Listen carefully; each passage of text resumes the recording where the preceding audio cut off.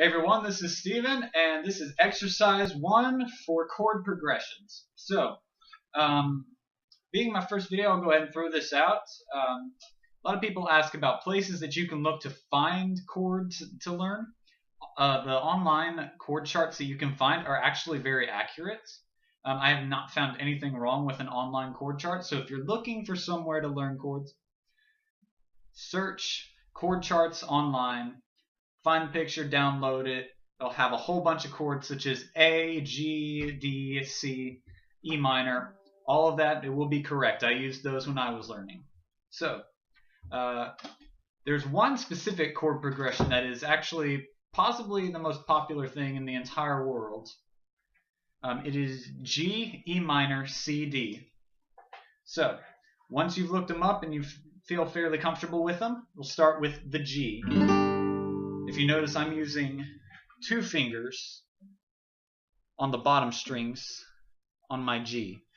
There are 2 ways to do it. There are actually quite a few ways to do it. You can do 2 fingers, or you can just do 1 on that E string. Either one makes the same chord. I like this one because it has a more full sound to it. So, we start with that G, and we move to the C, then to the E minor, then to the D. Very simple chord progression, most popular ever, especially in Christian music. If you are a worship artist, this is your chord progression. You will use this every day of your ministry. So I have a couple exercises to get you used to swapping back and forth between the chords. Transitions are one of the most important things when it comes to playing guitar. You can have good strumming rhythm, and you can know all of the chords in the world, but if your transitions are not solid, it's not going to matter. So we're going to work on some transitions today. We're going to start with the G to the C. What I want you to do is go G2 and then C twice, back to the G and C twice. And after you've done that at least maybe 10 times, go G to the E minor, and then back to it again. You're just going to do that over and over. Then you do G, then D, G, D, and do it over and over and over until you can get a steady rhythm going. Then switch to the next chord. Do an E minor to a C,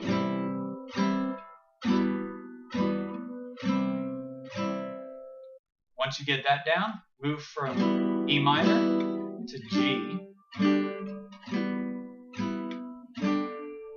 Then do the same thing again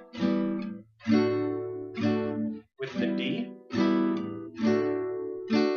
So what you're doing is you're picking one chord to be your starting transition, and then you work through every single chord that you know with that one.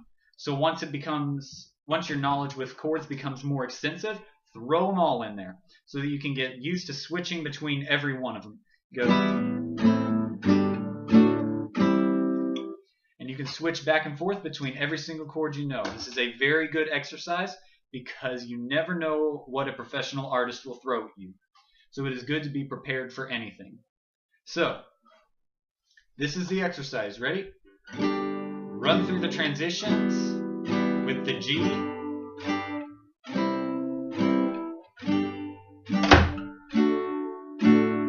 Okay? So G to E minor, G to C, G to D. And do that over and over and over and over and over until it's completely embedded in your head. Then switch it up and do it with the E minor to C, then E minor to G, then E minor to D. Very simple exercise. Once you master this, you'll be able to swap back and forth between them easily.